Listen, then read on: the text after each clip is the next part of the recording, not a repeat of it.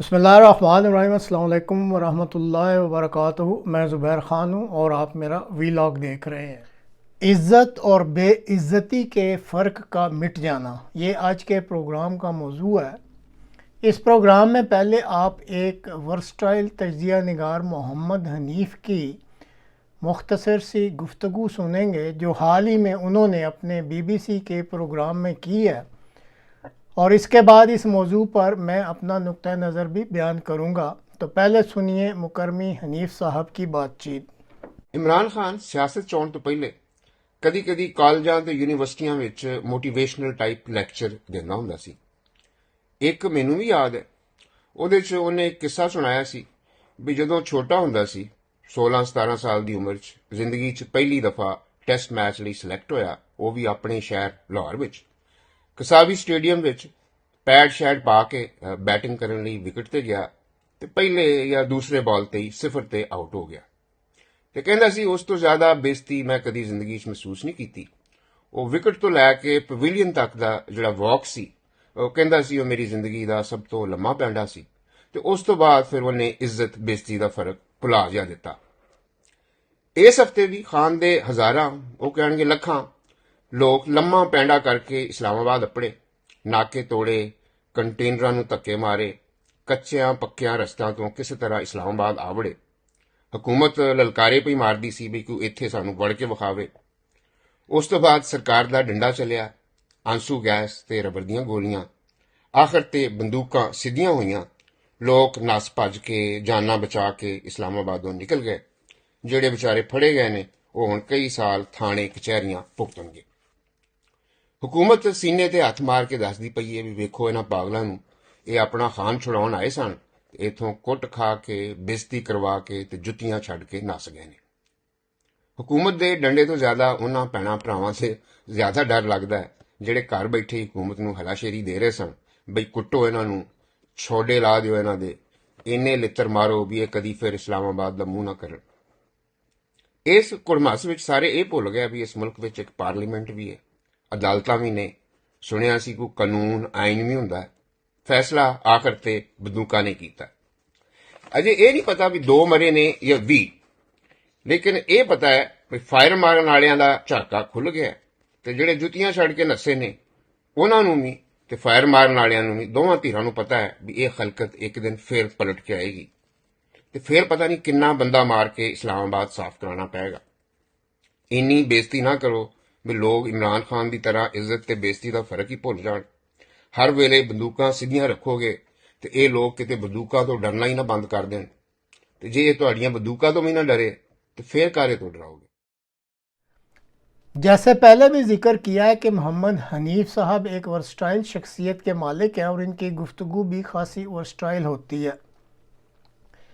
یہ جو انہوں نے عمران خان کے لڑکپن کا واقعہ سنایا اور اس کے حوالہ سے عزت اور بے عزتی کے فرق کے مٹ جانے کا ذکر کیا، تو یہ واقعی بہت گہرا نقطہ ہے۔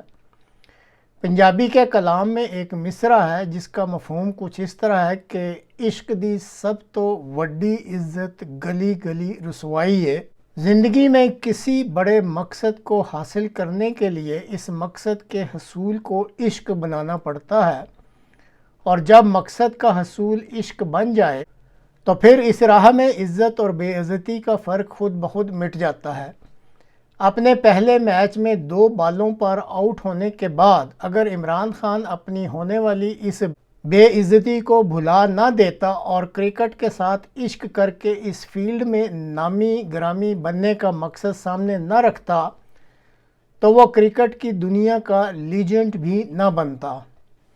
جب سال 1988 کے اوائل میں اس وقت کے صدر ضیاء الحق نے عمران خان کو ریٹائر ہو جانے کے باوجود دوبارہ کرکٹ ٹیم کی کپتانی لینے کو کہا، تو یہ عمران خان کا کرکٹ سے عشق ہی تھا جس نے اس وقت بھی عمران خان کے ذہن سے عزت اور بے عزتی کے فرق کو مٹا دیا ہوا تھا۔ اور پھر سال 1992 میں جیسا آپ ویڈیو میں بھی دیکھیں گے، عمران خان کے کرکٹ کے عشق نے اسے اپنے مقصد کے بام عروج پر پہنچا ہی دیا۔ That's up in the air, he's getting under it, this could be victory, it is! Pakistan win the World Cup. a magnificent performance in front of 87,000 people. Imran Khan has led his side to victory. What a great victory. Best form absolutely perfectly. اب بات کرتے ہیں آج کل کے حالات میں عمران خان کے ساتھ جو ہو رہا ہے۔ سال 1996 میں عمران خان نے تحریک انصاف کی بنیاد رکھی۔ قیام پاکستان کے بعد سے ہی پاکستان کی سیاست فوجی جرنیل چلا رہے ہیں۔ عمران خان بھی فوجی جرنیلوں کی حکمرانی کے فلسفہ کے ساتھ پروان چڑھتا رہا اور پھر اس کو بھی اقتدار کی مسند پر فوجی جرنیلوں کی مدد سے ہی بٹھایا گیا۔ اپنے 3 سال اور کچھ ماہ کے دور اقتدار میں اس کو اچھی طرح احساس ہو گیا کہ وہ تو ایک ڈمی قسم کا سربراہ حکومت ہے اور حکومت چلانے والے ریموٹ کا کنٹرول تو فوجی جرنیلوں کے پاس ہے۔ اس نے اپنے کمزور پروں سے پھڑپھڑانے کی مساعی تو کی، لیکن اس مساعی کے نتیجے میں پھر اسے اقتدار سے باہر نکال دیا گیا۔ اقتدار میں رہنے اور پھر باہر نکال دیے جانے پر اس کا ذہن بہرحال اس معاملے میں بالکل واضح ہو گیا کہ اگر پاکستان کو باعزت طریقے سے دنیا میں آگے لے کر چلنا ہے تو پھر پاکستان کا اقتدار پوری آزادی اور اختیارات کے ساتھ ملنا چاہیے۔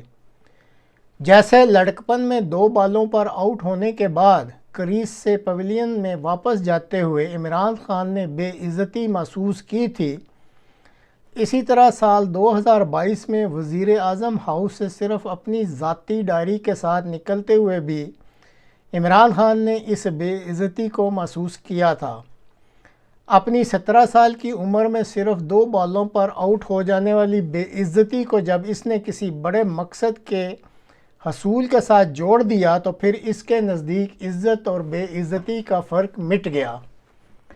اپریل 2022 میں وزیر اعظم ہاؤس سے فوجی جرنیلوں کے ذریعے نکالے جانے پر اس کی جو بے عزتی ہوئی، اس نے اس بے عزتی کو بھی قوم کی حقیقی آزادی اور مکمل اختیارات والے اقتدار کے حصول کے عظیم مقصد کے ساتھ جوڑ دیا اور پھر اقتدار سے نکالی جانے والی اس بے عزتی کو بھلا دیا۔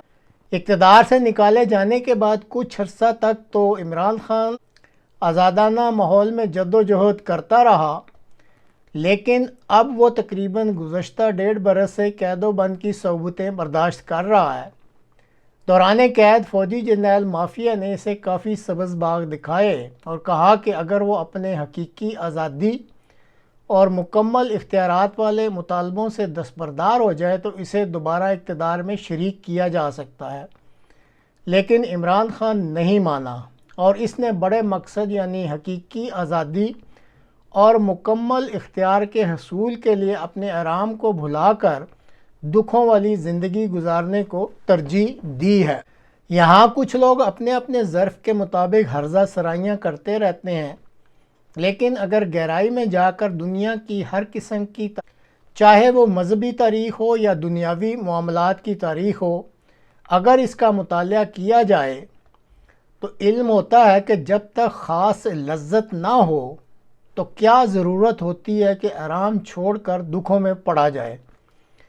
عمران خان کو اس بات کی سمجھ آ چکی ہے کہ پاکستانی قوم کے آگے بڑھنے کا صرف ایک ہی راستہ ہے کہ اس قوم کو فوجی جرنیلوں کے مافیا سے مکمل آزادی دلوائی جانی چاہیے اور مکمل آزادانہ طور پر عوامی رائے کے ذریعے منتخب ہونے والے حکمرانوں کو مکمل اختیارات کے ساتھ حکومت ملنی چاہیے۔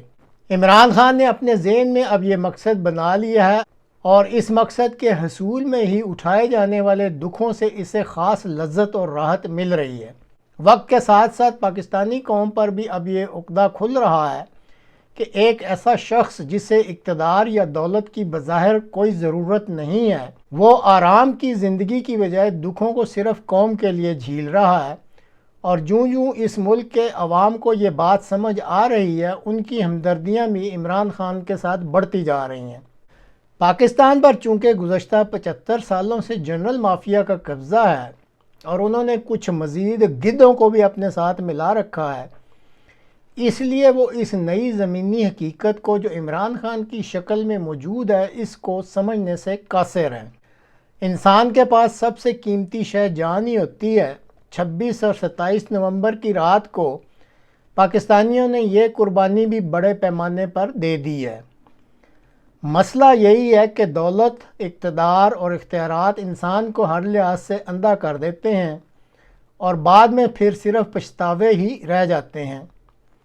ورسٹائل شخصیت محمد حنیف نے بھی اپنی گفتگو کا اختتام اسی بات پر کیا ہے کہ فوجی جرنیلوں نے بندوق کے زور پر قتل و غارت تو کر دی، اب اگر عوام نے اس بندوق کے خوف کو بھی، جیسے عزت اور بے عزتی کے فرق کو مٹا دینے کی یہاں وضاحت کی ہے، اس خوف کو عوام نے مٹا دیا تو پھر فوجی جرنیلوں کا یہ مافیا پناہ لینے کے لیے کہاں جائے گا؟